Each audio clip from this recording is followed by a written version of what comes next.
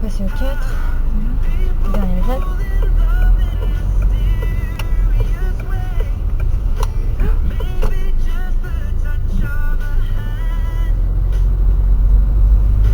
De se poursuivre à feu roulant. Les journalistes coréens, non, c'est vrai.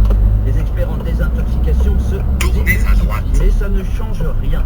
Un dernier exemple, Marine Le Pen peut en toute impunité assimiler les migrations d'aujourd'hui aux invasions du 4e siècle à Rome. Les historiens démentent ces amalgames. Le début est un peu plus solaire quand même.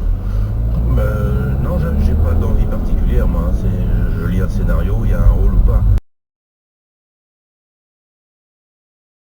À partir du moment où j'ai pas tout à fait investi encore le rôle de patriarche,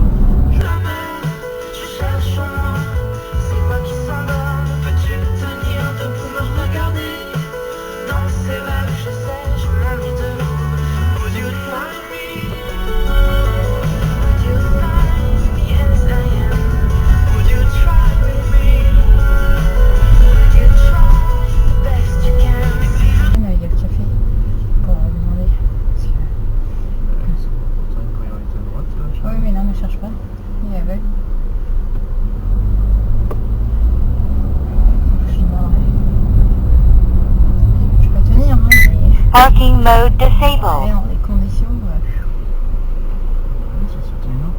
Et à droite. Et alors celui-là il va pas de te laisser passer non plus, hein? Si, il va forcer là.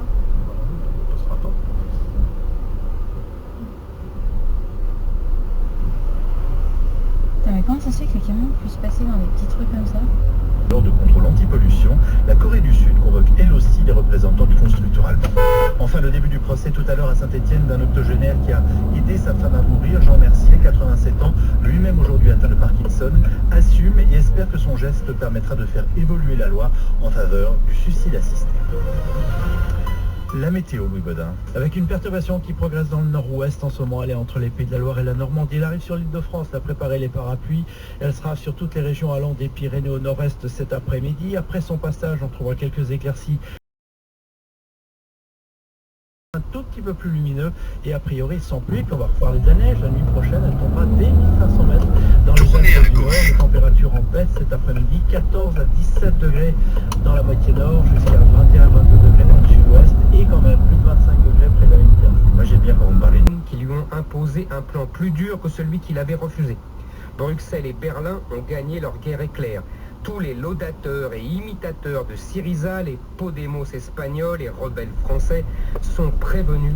Il n'y a pas d'alternative à l'ordo-libéralisme. Le voyage de votre successeur, le pape François, à Cuba, puis aujourd'hui aux États-Unis, qui nous vaut l'honneur de votre visite. Je l'aime bien. Quand il voyage, le petit, il me lâche le grappa. Je peux me laisser aller. Non, mais il est bien serviable, ce garçon, bien gentil.